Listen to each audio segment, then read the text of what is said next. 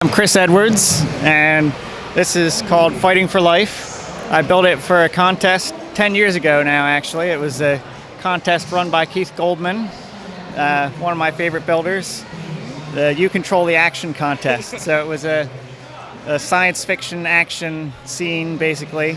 Had to have a verb in the title describing some action happening. So it's an alien creature that was really small, like a worm, when it was discovered on an alien planet, and the people brought it back to their lab, and it grew really big. So over on the right side, it's filling up an entire room, and then it's growing out into the rest of their space station and taking over. They're trying to fight it off. They have big mech suits they can use to try to get it under control, but it might be a little too big for that even. This is an incredible design here. I love how you did that with filling the one hallway with the alien creature there. So take us through kind of the technical aspects of this and how you were able to make it all come together for this build. All right, so this build, I did something that I don't often do, and I actually started with the CAD program.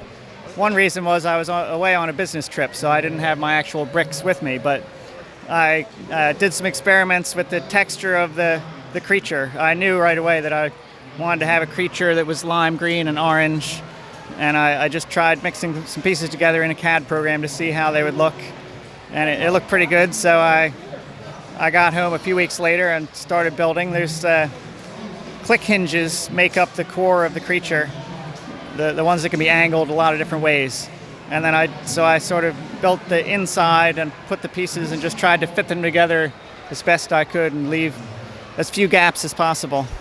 The rest of it, I didn't use CAD for the rest of it. I just kind of started building, but I knew that I wanted a round room, basically. So I built some things that could be placed around in a circle to make it symmetrical, and just built. I didn't even have a good table to build on at the time. I just built all this on my bed, basically. Now, a lot of it holding in my hands and stuff, holding pieces of it. I think I had a table I could put it on when it was done, but not a good table for building. I have a lot more room for building now. There you go. Improved space since 10 in the 10 years that this has been built. Yeah. Well, fantastic. So then if you want to talk about the hallway over here that doesn't have the alien in it and kind of what you designed in there. Yeah, so over here there's one more guy that brought a net. The creature was a lot smaller when he went to get the net, so now he's coming back and realizing it might not do much good. And then also on the wall there's a robotic creature that's an interface with the computer for the whole space station. So the humans, it looks kind of like a dog, but it's like a friendly robot creature that's attached to the wall. It's the way that they interface with their computer, by talking to that thing, and it's just looking on. Maybe it'll come up with a solution for them, hopefully, because I don't think the net's going to work. It's true. And then how'd you decide on kind of the tiled corners like that? Yeah, so I needed something to fill in the empty space, because I wanted it to basically fill the frame of a photograph, because I think for the contest you would submit one photograph. So I didn't want to distract from the main action too much. I wanted something that looked kind of cool, but kind of fade into the background when you were focused on the middle. So I had a lot of these gray tiles from Pick a Brick, so I just decided to try putting them at different depths a little bit to give it some texture, but not enough to stand out a lot. It looks like with all the different angles and shapes in this build, it could be kind of fragile. What's the structure kind of like on the back side, and how does it hold together? Yeah, so the central section, it's 3 sections that come apart. The one on the right is just a flimsy wall. It's just, if it wasn't attached to the middle, it wouldn't even stand up probably.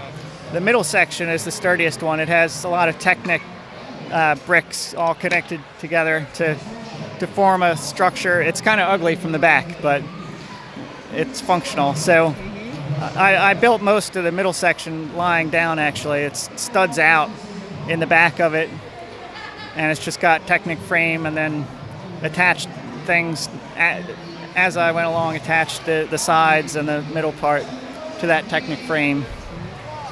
You mentioned that you did this about 10 years ago now. Have you updated it with any new pieces that have come out since then or anything like that, or added any updates? I have not made any changes like that. I do that occasionally, but usually I keep things the way they were when I first made them. I did make one change. There was a human crushed down here under this fallen platform earlier, So there used to be a blood splatter on the floor. At one point I switched it out to a robot just to be a little more kid-friendly. I still have the blood splatter if I want to switch it back and forth, but I've been doing a crushed robot for a while instead. It's customizable depending on the crowd. Yeah. There you go. Well, yeah, this is an amazing build, and there's so much detail and interesting stuff going on here to look at, so thanks for chatting with me about it. Thank you.